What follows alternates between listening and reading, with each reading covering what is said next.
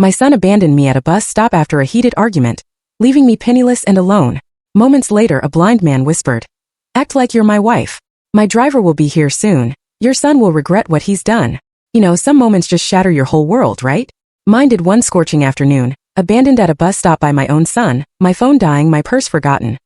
All because he thought he knew what was best for my life.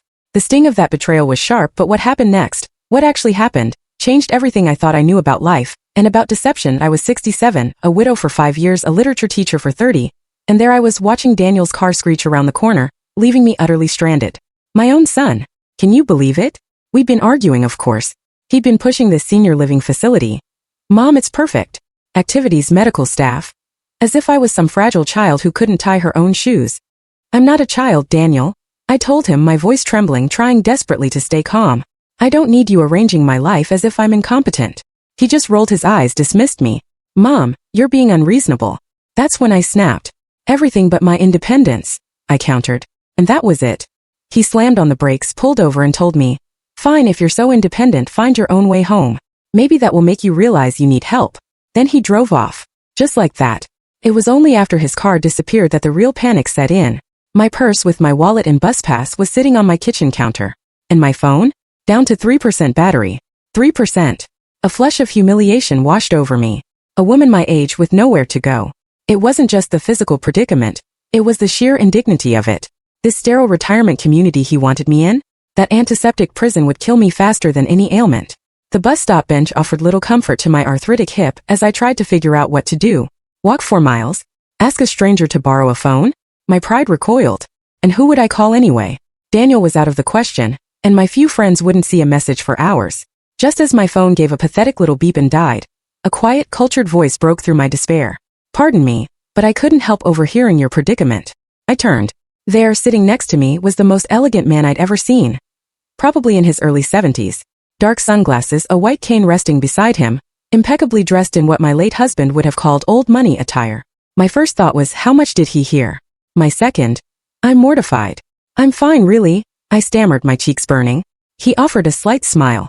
"I may be blind, but my hearing is excellent. Your son left you here without ensuring you had transportation home. That strikes me as inconsiderate." "That's one word for it," I admitted, surprised by his directness. "Another might be cruel." He angled his face toward me, suddenly serious. "Pretend you're my wife. My driver is coming. Your son will regret leaving you like this." I blinked. "I couldn't possibly. I'm Robert Wilson," he continued smoothly, extending his hand with surprising accuracy. "And you are?" "Martha Collins," I replied, taking his warm, firm hand. "Well, Martha Collins," he said, "I'm offering you a dignified solution to an undignified situation. No strings attached. Unless you're uncomfortable accepting help from a blind old man." Something in his self-deprecating tone, despite everything, made me smile. "Being blind doesn't make you incapable, Mr. Wilson. Just as being older doesn't make me incapable. Despite what my son believes." He actually laughed. A genuine, crinkling around eyes sound. "Touché, Mrs. Collins. Then we understand each other." Before I could respond, a sleek black car pulled up. A distinguished driver about my age stepped out. "Right on time, James," Robert said, gathering his cane. "We'll be giving Mrs. Collins a ride home today." James didn't bat an eye. "Of course, sir." Now Martha Collins, a woman who'd always played it safe, found herself hesitating. Getting into a stranger's car? Even an elegant, blind gentleman with a chauffeur? But then my phone gave its final pathetic beep. I made a decision that felt like stepping off a cliff. "Thank you," I said, letting James open the rear door for me. The car smelled of leather and subtle cologne. "Where do we have the pleasure of taking you, Mrs. Collins?" Robert asked. I gave my address in my modest East Side neighborhood. "Actually," Robert said after a moment, "I hope you'll allow me to offer you tea first. My home is nearby, and after such an eventful afternoon, you might appreciate a moment to collect yourself." My first instinct was to politely decline, but I pictured my empty apartment, the echo of Daniel's angry words. The day's humiliation. "Tea would be lovely," I heard myself say. As we drove through increasingly upscale neighborhoods, I studied Robert. His silver hair, manicured hands, confident bearing. His blindness seemed to have done little to diminish him. There was an almost theatrical precision to his movements.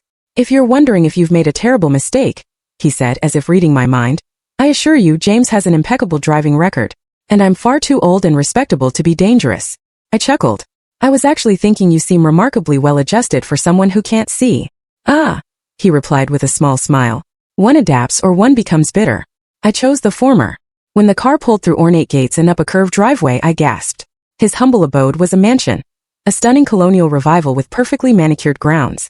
"Welcome to my humble abode," Robert said with irony. "I hope you like Earl Grey." It was overwhelming. "You didn't mention you lived in a palace." I finally managed. "Hardly," he demurred. "Though I suppose it is rather large for one person and a small staff. The family has owned it for generations. I find comfort in familiar surroundings, especially since losing my sight." As James opened the massive front door, I noticed something odd. No obvious accommodations for a blind person. No textured pathways, no marked doorways. Everything was simply beautiful, designed for sighted appreciation. The house doesn't seem particularly adapted for a blind man? Robert finished for me. "I prefer aesthetic beauty over practicality. I've memorized every inch. 15 years without sight teaches one to map spaces quite efficiently." He offered his arm with that perfect accuracy again. "Shall we? The garden room offers a pleasant view, or so I'm told." I hesitated, then took his arm. As we walked, I noticed subtle things. The way he occasionally trailed his fingers, how he counted steps under his breath. The garden room was a sunlit conservatory, grand yet intimate. "Please make yourself comfortable," Robert said, gesturing to a seating area.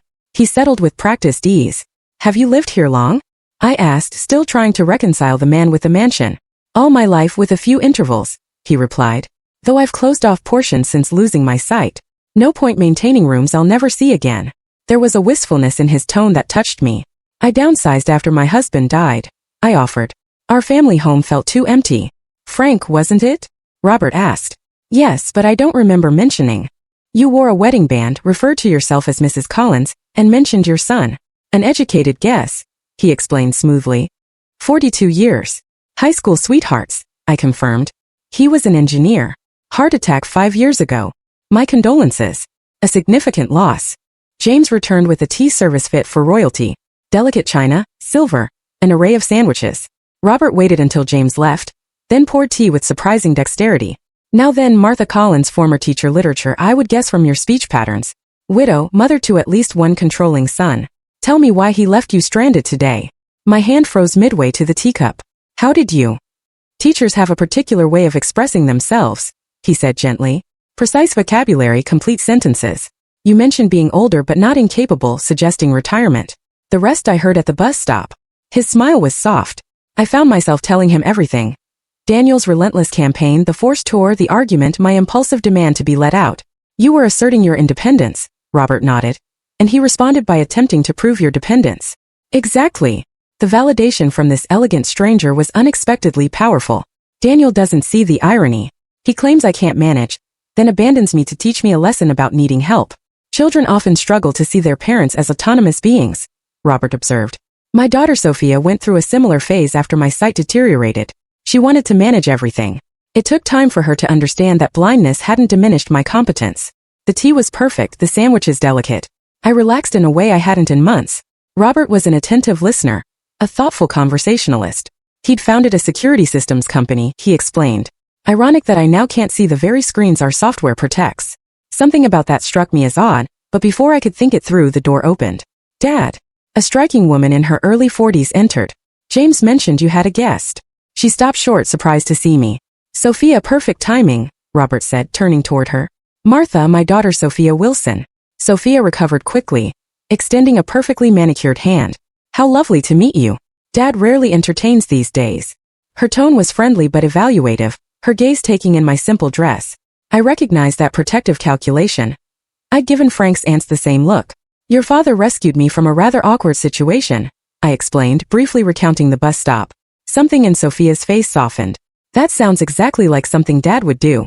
She glanced at Robert with exasperation and fondness. "Always collecting strays." "Martha is hardly a stray," Robert countered. "She's a retired literature teacher with a son who needs remedial education in respecting his mother's autonomy." Sophia laughed. "Well, then you're in good hands. Dad has strong opinions about autonomy." She checked her watch. "Can't stay. Board meeting in 30 minutes. Will you be at the foundation dinner tomorrow night?" "Wouldn't miss it," Robert replied. After Sophia left, Robert tilted his head. "My daughter," he said with mock conspiracy, "thinks I need constant supervision. The blindness makes her nervous. Even after all these years." I studied him carefully. "She seems lovely, protective, but that's natural." Robert set down his teacup with precision. "Now, shall we arrange to get you home before your son sends out a search party?" James drove me home. Robert insisted on accompanying me to complete the rescue properly. We sat side by side in the luxurious back seat. Your son will likely be worried by now, Robert remarked as we turned onto my street. It's been 3 hours. He's either frantic or still fuming, I chuckled. Then he said something that made me freeze.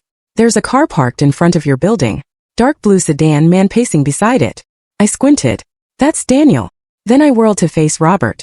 How did you? The car stopped. Robert's hand found mine with unerring accuracy. Martha, would you indulge me in a small performance? He asked, ignoring my unfinished question. I'd like your son to witness your return. Understanding dawned. You want him to see me arriving in a chauffeur-driven luxury car with a wealthy companion? Precisely. His smile held a hint of mischief. A small lesson in presumptions, perhaps. I should have refused.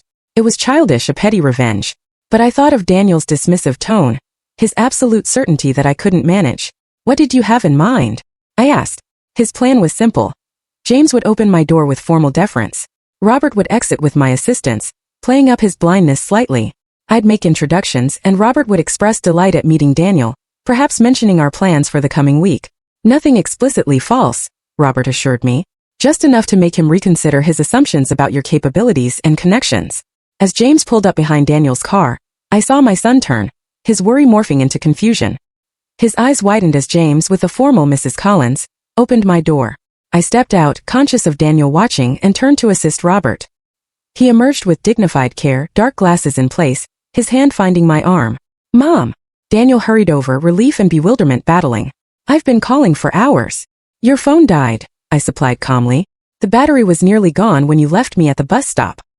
He had the grace to look ashamed, his eyes darting between me and Robert, trying to make sense of it all.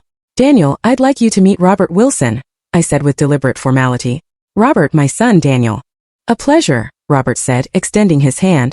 I've heard so much about you.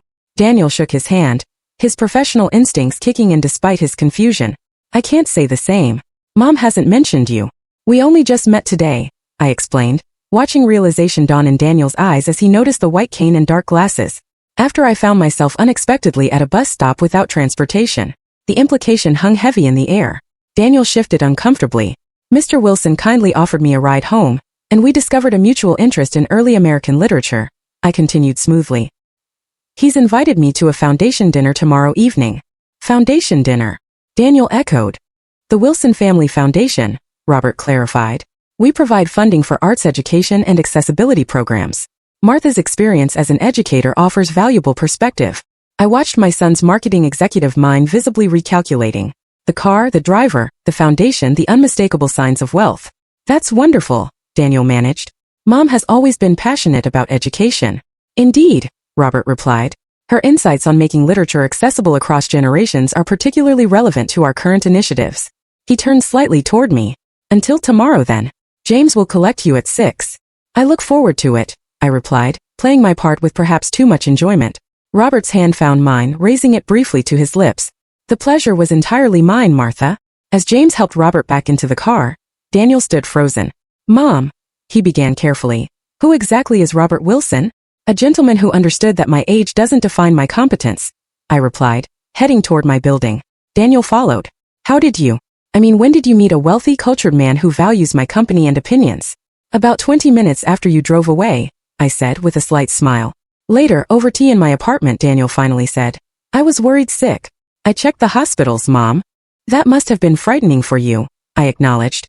Almost as frightening as being abandoned without transportation or sufficient funds. He winced. I was angry. I shouldn't have left you there.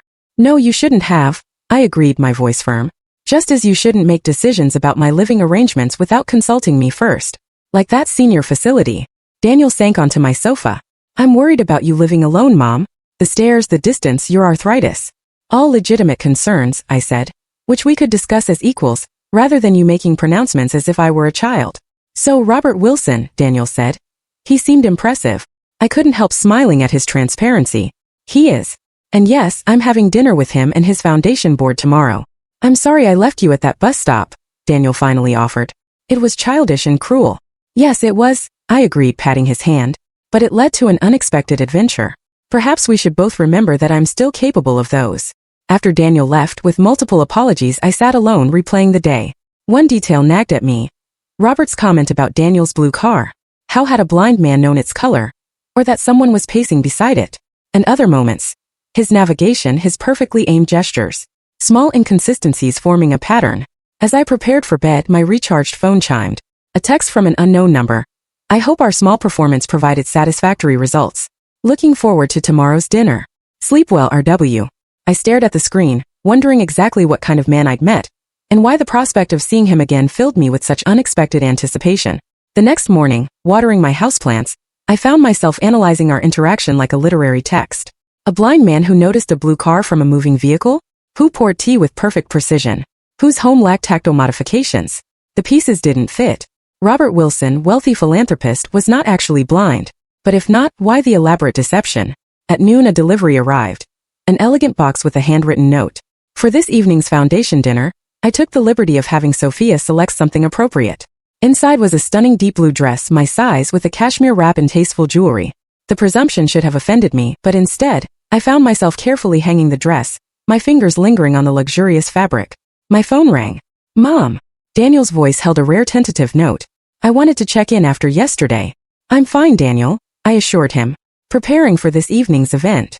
About that, he cleared his throat. I did some research on Robert Wilson. Of course he had. He's not just wealthy, Mom. Forbes estimates his net worth at over $3 billion. His security technology company revolutionized digital privacy, and he's been almost completely reclusive since going blind 15 years ago.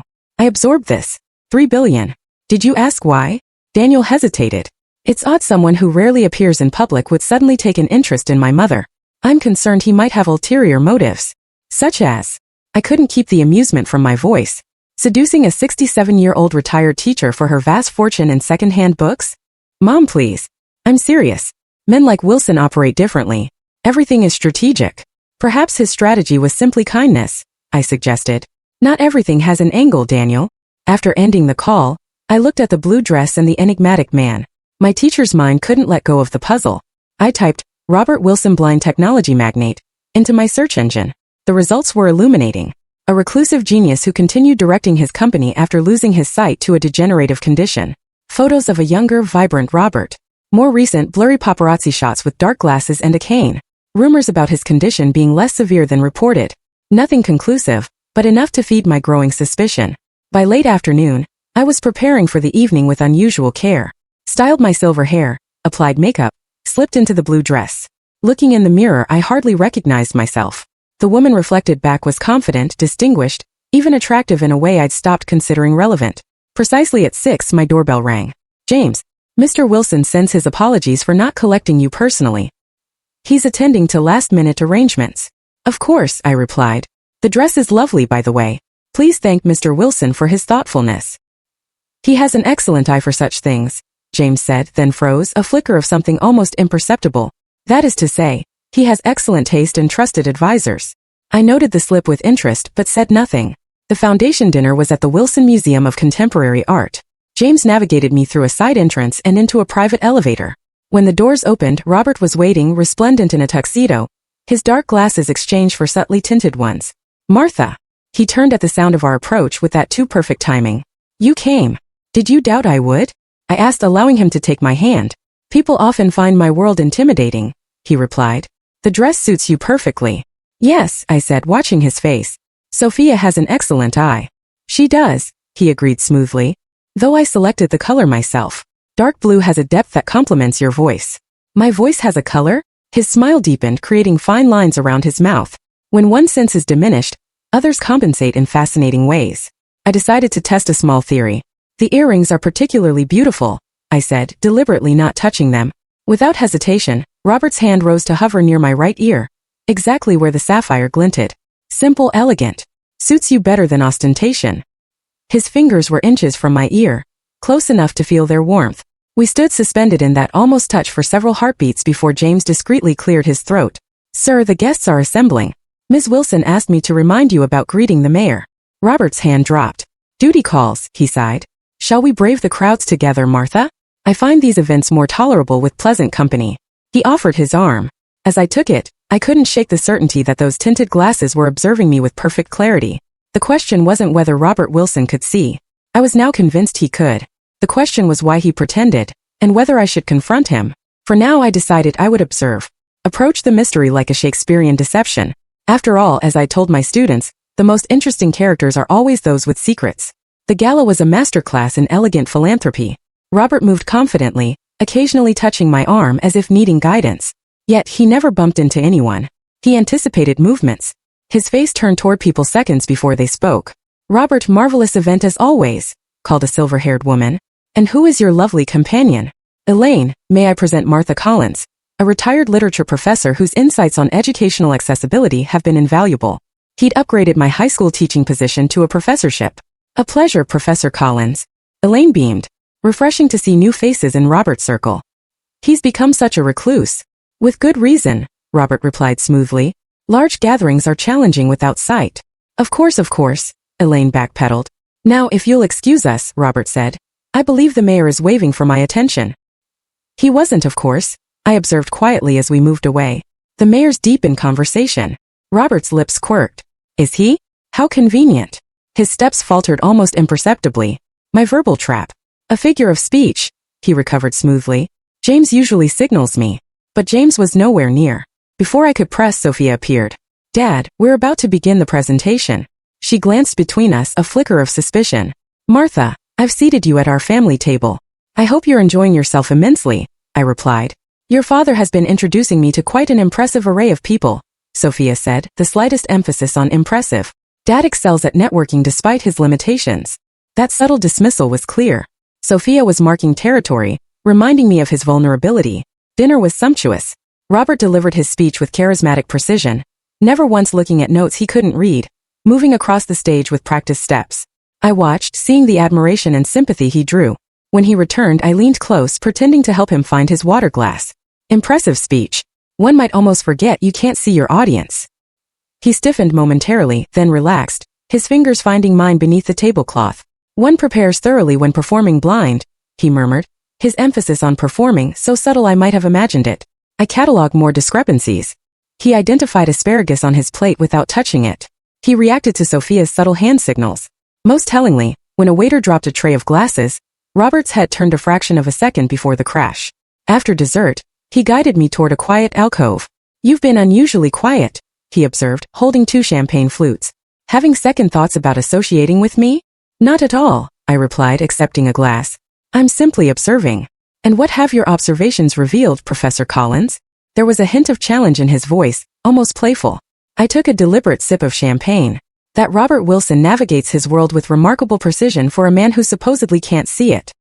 His expression remained neutral, but his posture tensed. The human brain adapts impressively to sensory loss. "Spatial memory, auditory cues," I agreed.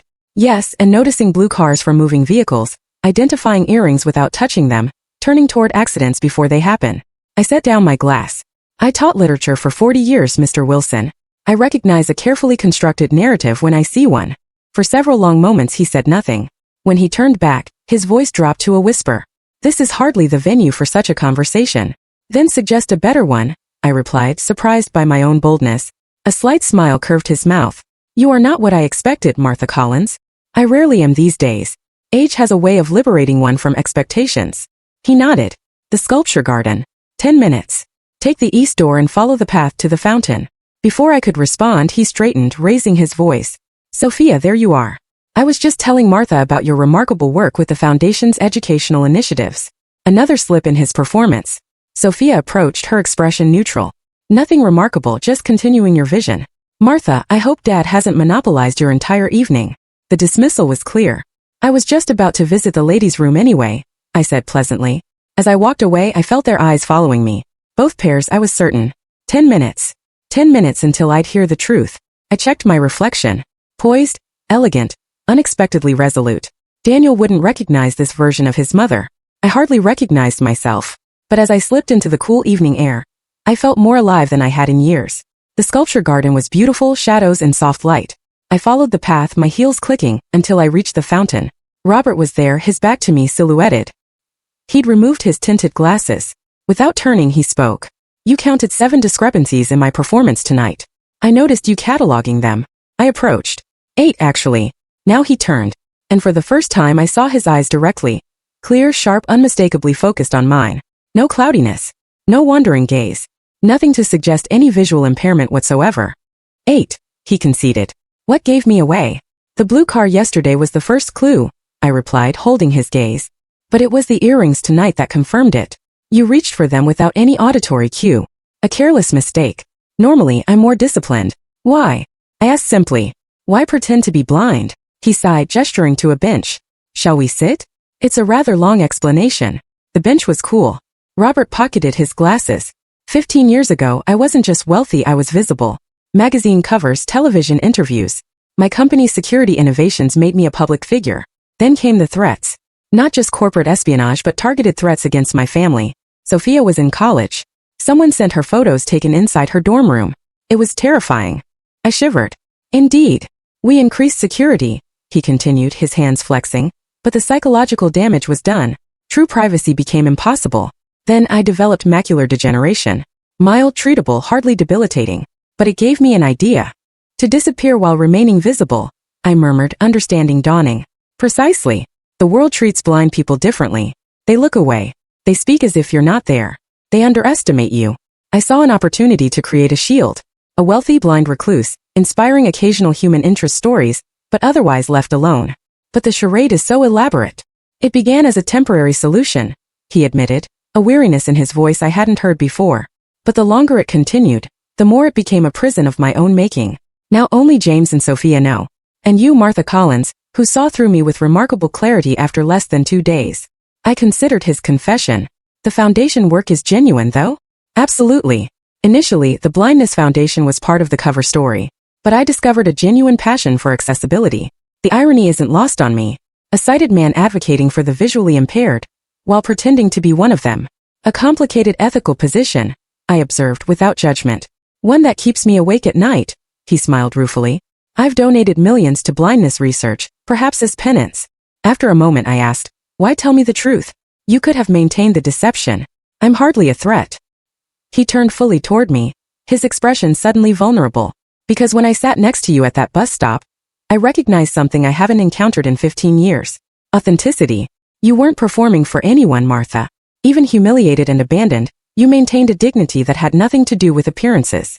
His candor caught me off guard. And then, he continued, you started noticing the inconsistencies. Most people see what they expect to see. You actually observed. It was refreshing, terrifying, but refreshing. Terrifying, you? I couldn't hide my skepticism.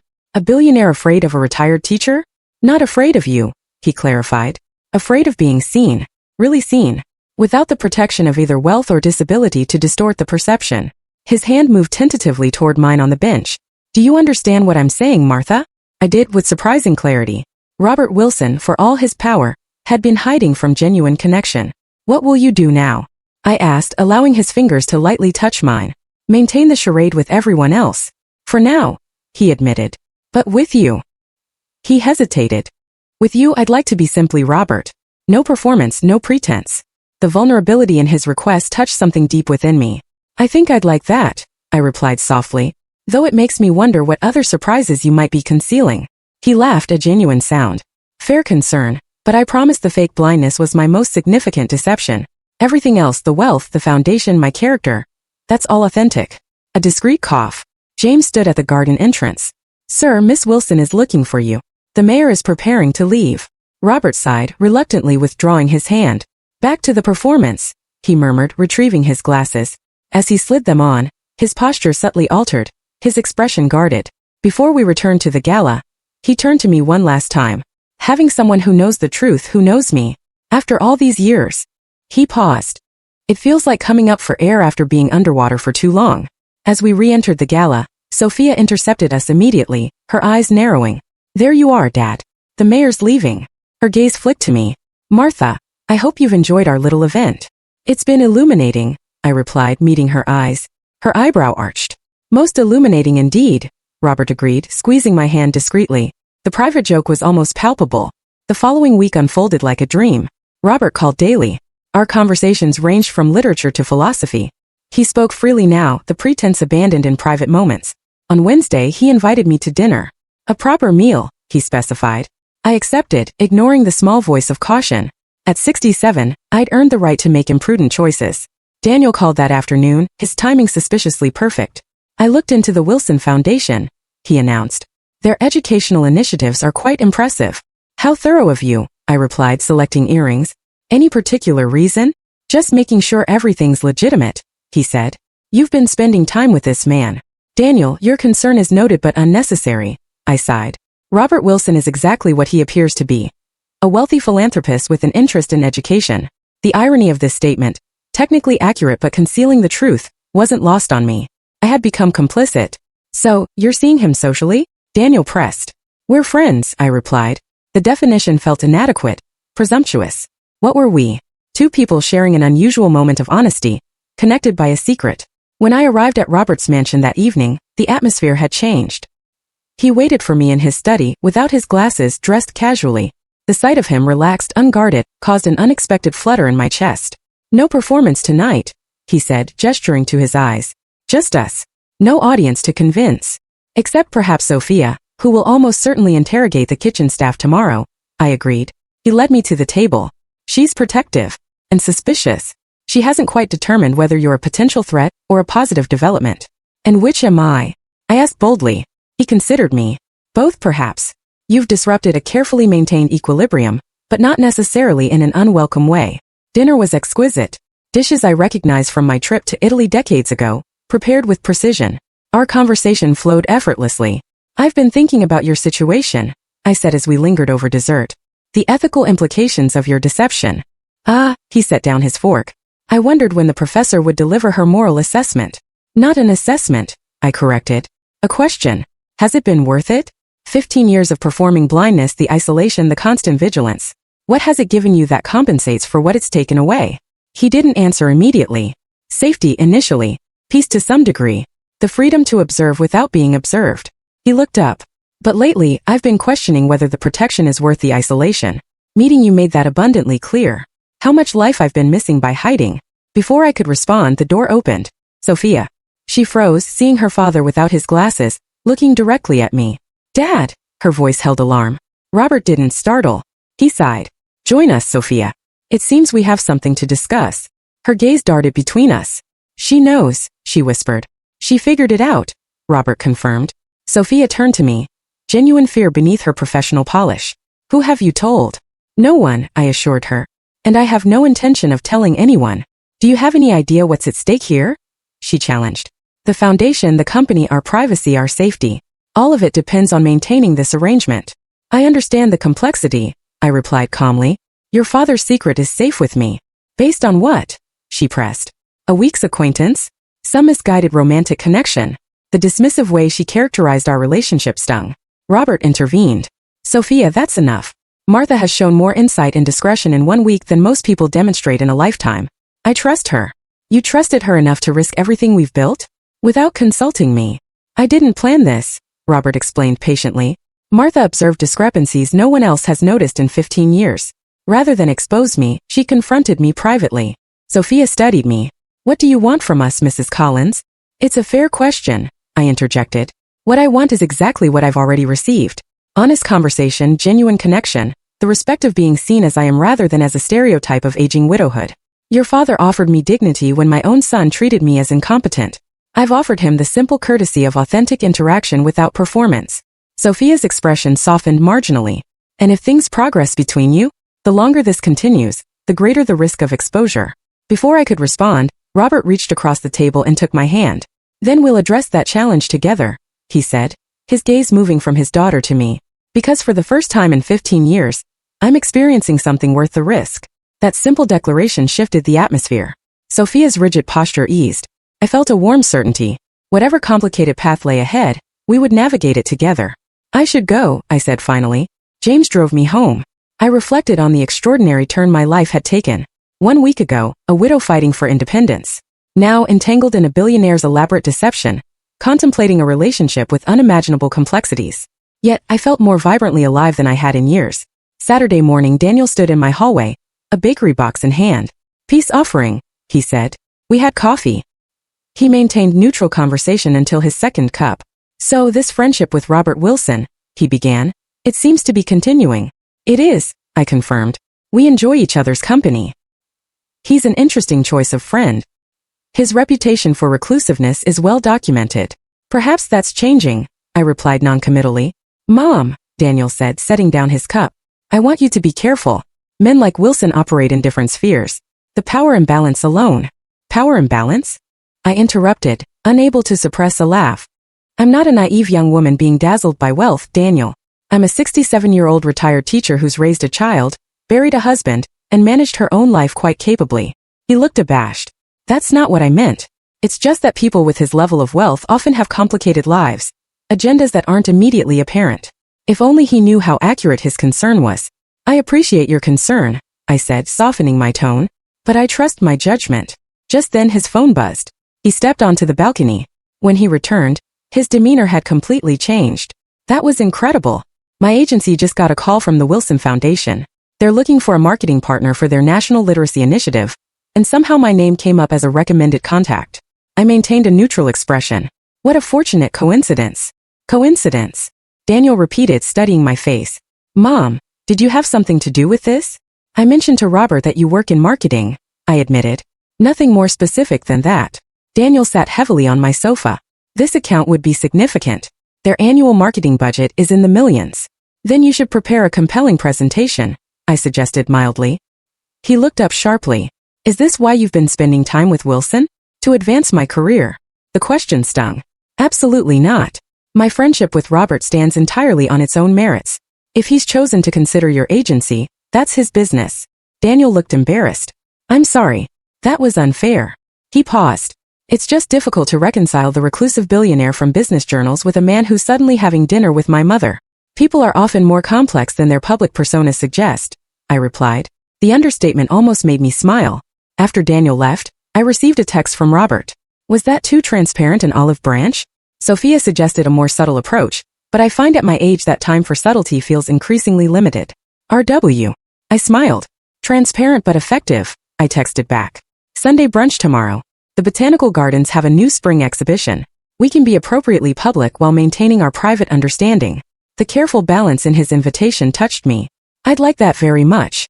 Sunday at the Botanical Gardens showed me the intricacies of Robert's public performance. James drove us. Robert emerged with dark glasses and white cane, his movements carefully calibrated to suggest dependence. I found myself unconsciously adapting, offering my arm, describing visual elements. You're a natural accomplice, he murmured as we strolled. Most people overcompensate. Too loud, too descriptive, too helpful. Years of teaching reluctant students to appreciate Shakespeare, I replied. One develops a certain subtlety. We attracted occasional glances. In public, Robert maintained appropriate distance. Our connection was in conversation, not physical proximity. It was only when we found ourselves alone in the tropical conservatory that he removed his glasses. This performance grows exhausting in your presence, he admitted quietly. I find myself wanting to simply look at you, to see your expressions change without the filter of pretense. The intensity of his gaze made me suddenly conscious of my appearance. The lines around my eyes, the silver in my hair. What do you see when you look at me? I asked. His smile deepened. Clarity, intelligence. A woman comfortable in her own skin. A rare and beautiful combination at any age. He replaced his glasses as voices approached. Later, over lunch, our conversation turned practical. Sophia is arranging a discreet background check, he informed me, apologetic. Standard protocol. I set down my fork, surprisingly unhurt. I assumed as much. She's protective. She's thorough, he corrected, and concerned about potential exploitation. The check is as much for your protection as mine. Confirmation that you understand the legal implications of our shared secret. There would be lawsuits if your deception became public, I said. Almost certainly, he sighed. The irony isn't lost on me. Having created this fiction for protection, I'm now potentially vulnerable because of it. And yet you've trusted me with this knowledge. A calculated risk, he replied with a small smile. Though increasingly, the calculation seems less important than the connection. As James drove me home, I contemplated the strange duality of our relationship. In public, we performed one reality. In private, we shared a different truth. Daniel's agency presentation is tomorrow, I mentioned. Yes, Sophia will be evaluating, Robert confirmed. I've recused myself. Thank you for that, I said. Whatever happens should be based on merit. He nodded. Integrity matters to you. Says the man pretending to be blind, I countered with gentle irony. His laugh was genuine. Touché. Martha Collins. You have a remarkable talent for cutting through pretense, even my own. James pulled to the curb. Before I could step out, Robert captured my hand. Having someone who knows both versions of me, public and private, is more significant than I can adequately express. Thank you for carrying that dual knowledge with such grace. The sincerity of his words stayed with me long after the car disappeared.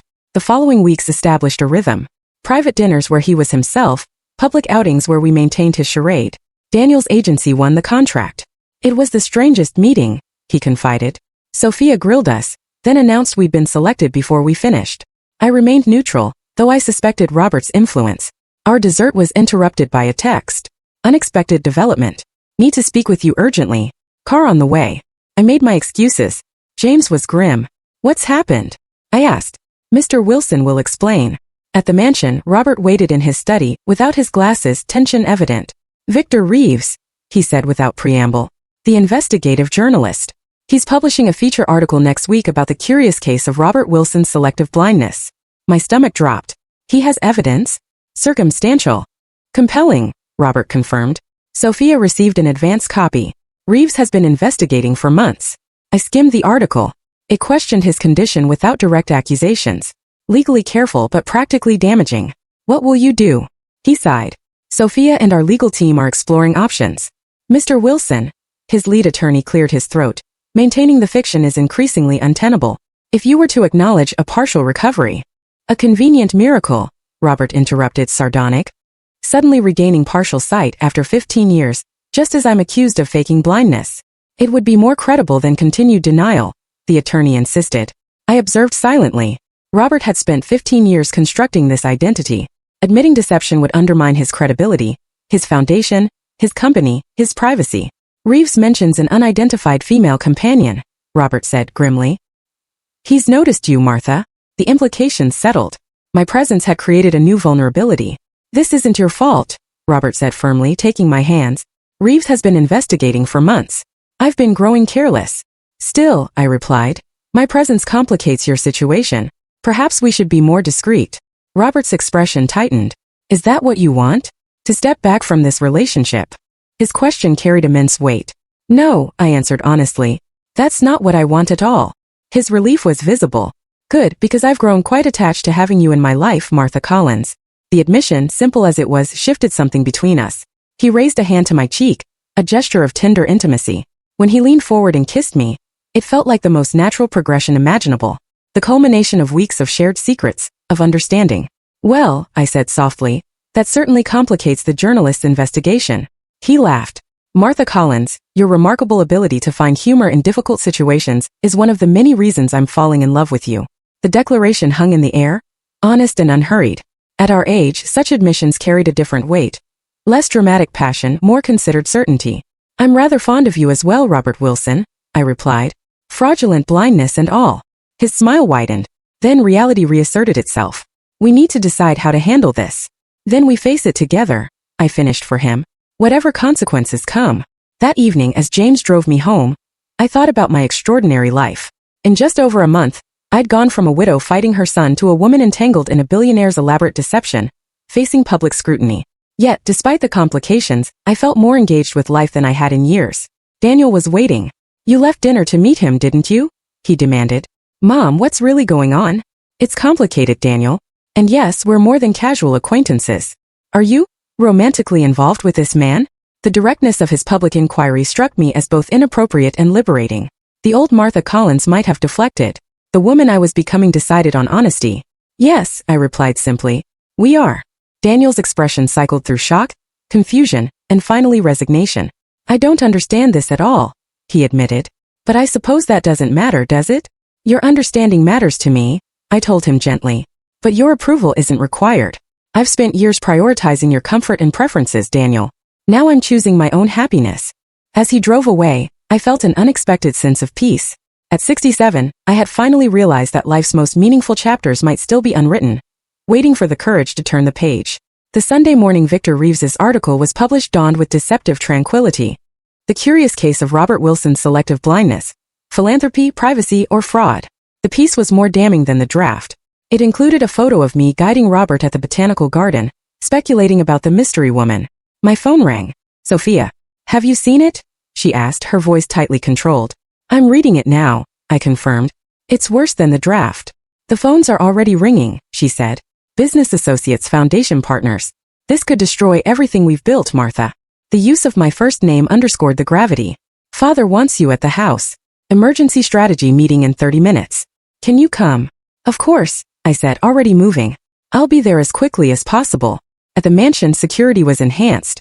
The media had gathered. Inside it was a war room. Robert sat at the head of the table, surrounded by lawyers and PR specialists. Sophia paced. When he saw me, Robert rose, crossing the room, taking both my hands. I'm sorry to drag you into this.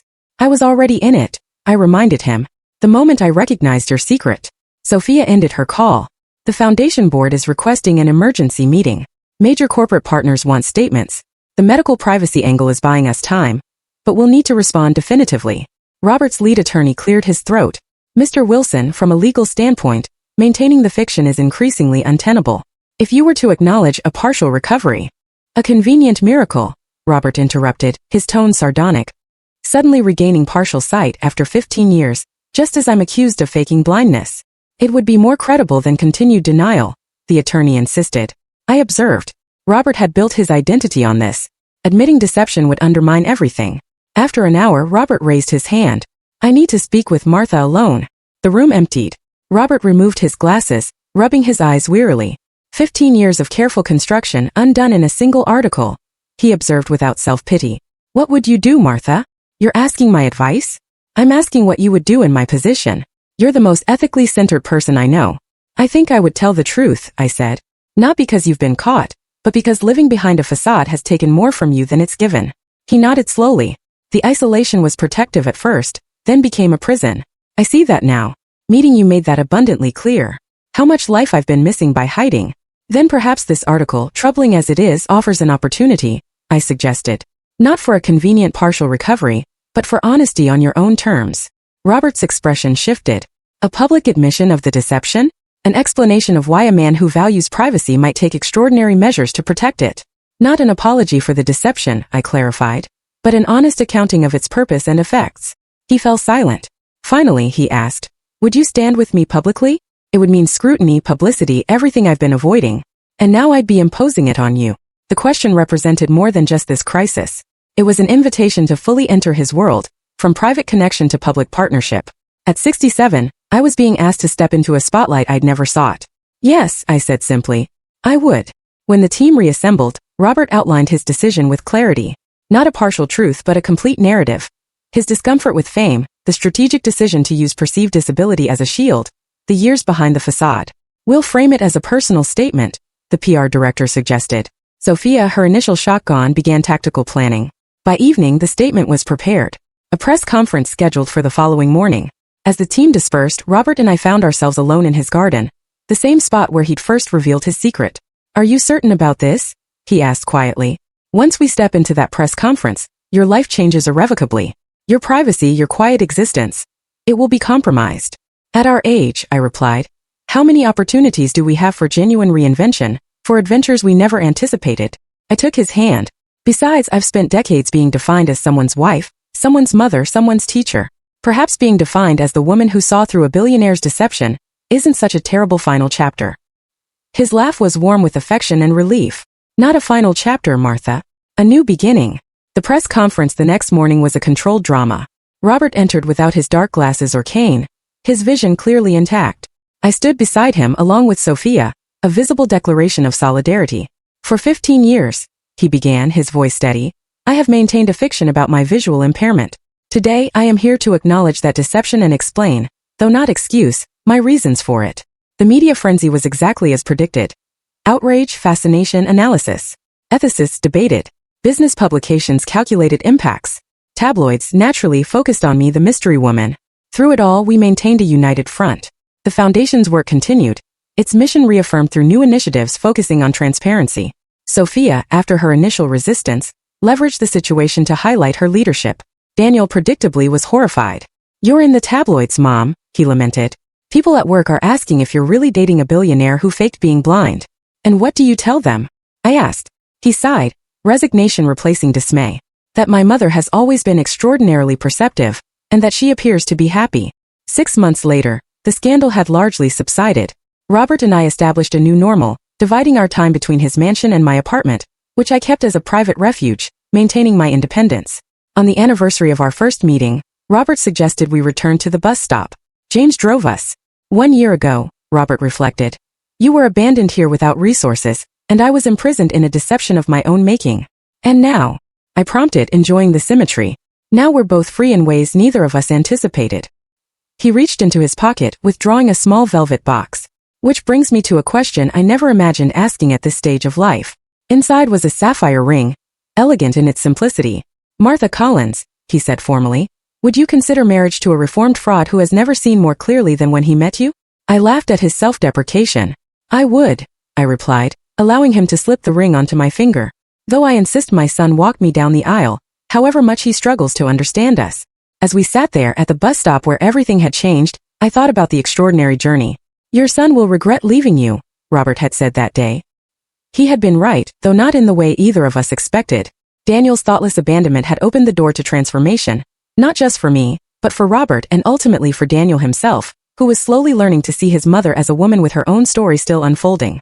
Sometimes the most significant journeys begin in the most ordinary places, like a suburban bus stop, where a discarded woman and a man hiding in plain sight discovered that being truly seen, with all our complexities and contradictions, is perhaps the greatest freedom of all. Soft, reflective music begins. This whole experience, it's been a whirlwind, hasn't it? I'm still pinching myself sometimes. I mean, what are the odds? A fake blind billionaire and a retired literature teacher finding love and freedom in their golden years. So tell me, have you ever had a moment like that? A moment where everything you thought was true turned out to be a complete performance? What would you have done in my place when you realized Robert wasn't actually blind? I'd love to hear your thoughts in the comments below.